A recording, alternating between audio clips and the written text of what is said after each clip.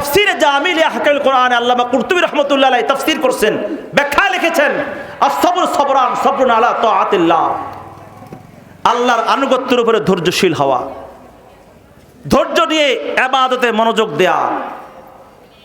এই যে যারা বসে আছেন তারা ধৈর্য ধরেছেন, যারা উঠে গেছেন তারা ধৈর্য ধরতে পারেন নাই।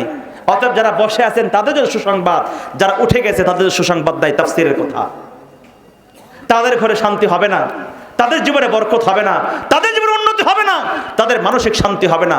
টাকা পয়সার মালিক হতে পারে, ধন দৌলত থাকতে পারে, ক্ষমতা পাওয়ার প্রতিপত্তি থাকতে পারে, কিন্তু মানসিক প্রশান্তি সে পাবে না। আল্লাহ তাআলা বলছেন ওয়াবাশশির সাবিরিন, ধৈর্য যাদের ভিতরে আছে, ইস্তিকামত অটলতা যাদের ভিতরে আছে, যারা দ্বীনের উপর ইসলামের উপর অটল থাকে, অবিচল থাকে, জমে থাকে, তাদের জন্য সুসংবাদ। যারা আল্লাহকে রব মানছে, ইসলাম গ্রহণ করেছে, টুপি মাথায় দিয়েছে, দাড়ি রেখেছে, জলসায় এসেছে, মৃত্যু পর্যন্ত ঈমান এবং আমলের উপর অটল অবিচল থাকে, মৃত্যুর সময় তাদের শিওরে মালাকুল মাউত দাঁড়াবে, জান্নাতে ফেরেশতা নিয়া জান্নাতের দৃশ্য তার সামনে তুলে ধরা হবে, আর ফেরেশতারা সুসংবাদ দিবে, আল্লাহ তাখাফু ওয়ালা তাহজানু ওয়া আবশিরু বিল জান্নাতিল্লাতী কুনতুম তুআদুন। জান্নাতে সুসংবাদ দিয়ে তাদেরকে জান্নাতে নিয়ে যাবে। সুবহানাল্লাহ, জোরে বলেন না সুবহানাল্লাহ। এবার আপনারাই বলেন, আমি কি কিছুক্ষণ কথা একটু বলবো না শেষ করে দিব? কে কে উঠবেন? উঠেন, উঠে যান আগে। কে কে উঠবেন? শেষ না করলে আর কেউ আছেন উঠবেন?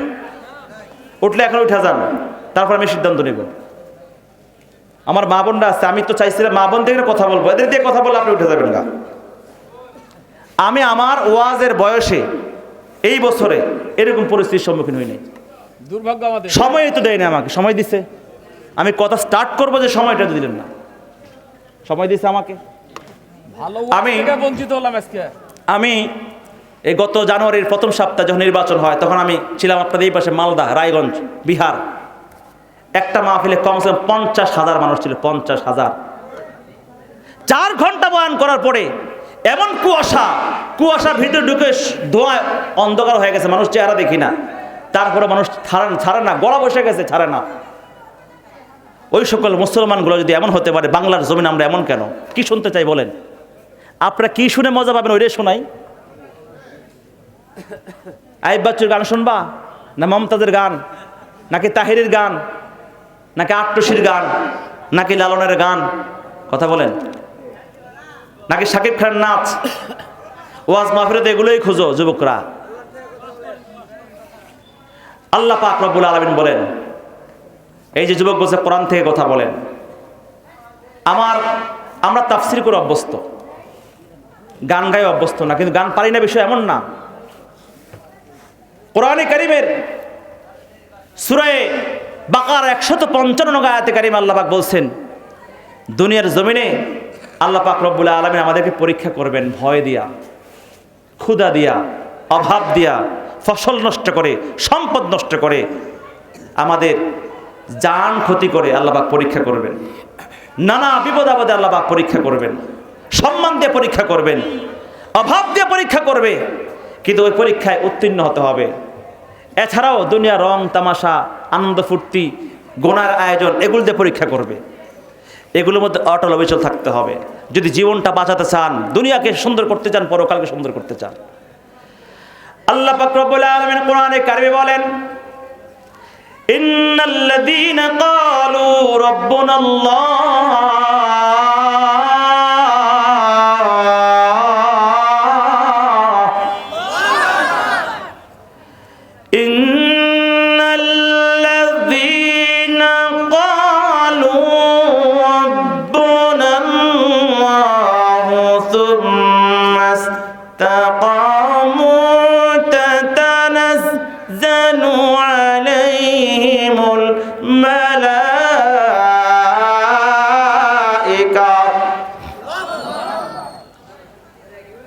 আল্লাহ পাক রব্বুল আলামিন বলেন, যারা বলবে দুনিয়ার জমিনে আমার রব আল্লাহ, আমাদের রব আল্লাহ, সুম্মাস্তাকামু, অতঃপর আল্লাহকে রব মেনে দুনিয়ার জমিনে অটল হয়ে চলে থাকে, অটল।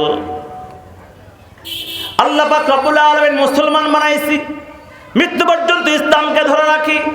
আল্লাহ পাক রব্বুল আলামিন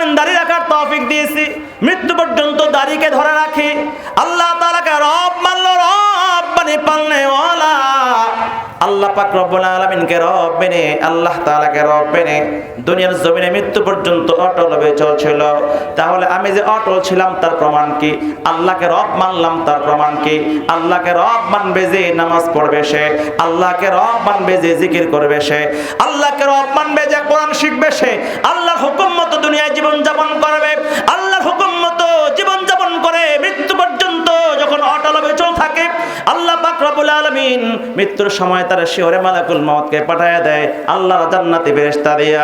ওই জান্নাতি ফেরেশতারা তার শিওরে দাঁড়ায় বলে, আল্লাহ তাখাফু ওয়া লা তাহজানু ওয়া আবশিরু বিল জান্নাতিল্লাতী কুনতুম তুআদুন। হে আল্লাহর গোলাম রে, তোমার কোনো ভয় নাই, তোমার কোনো চিন্তা নাই, তুমি দুনিয়ার জমিনে আল্লাহর গোলাম ছিলা বলে তুমি জান্নাতের সুসংবাদ গ্রহণ করো। এমন জান্নাত ওয়ালাকুম ফিহা মা তাশতাহি আনফুসুকুম ওয়ালাকুম ফিহা মা তাদউন।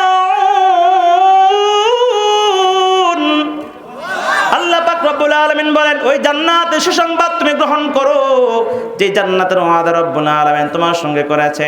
ওই জান্নাতে যা চাইবা তাই পাইবা, সকল দাবি দাওয়া তোমার জান্নাতে পুরা করা হবে। তাহলে দুনিয়ার জমিনে এভাবে নিজের দ্বীনের উপর অটল অবিচল থাকে, আল্লাহ তাআলার ঈমানের পরিচয় দিতে হবে, আমলের পরিচয় দিতে হবে। মুহতারাম হাজিরিন, এই যে একটা মাদ্রাসা, এই মাদ্রাসা কার? জোরে বলেন।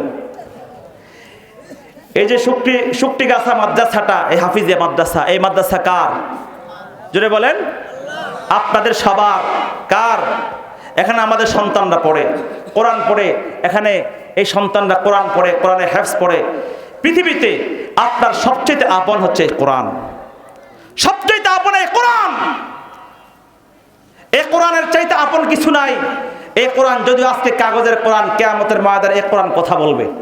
সুবহানাল্লাহ জোরে বলেন না। সুবহানাল্লাহ। এই কোরআন জবান খুলে কথা বলবে মালিকের দরবারে। মালিকের দরবারে দাঁড়িয়ে বলবে, আল্লাহ তোমার এই বান্দার বান্দা দুনিয়ার জমিনে আমাকে বন্ধু বানিয়েছিল, আমাকে ভালোবেসেছিল।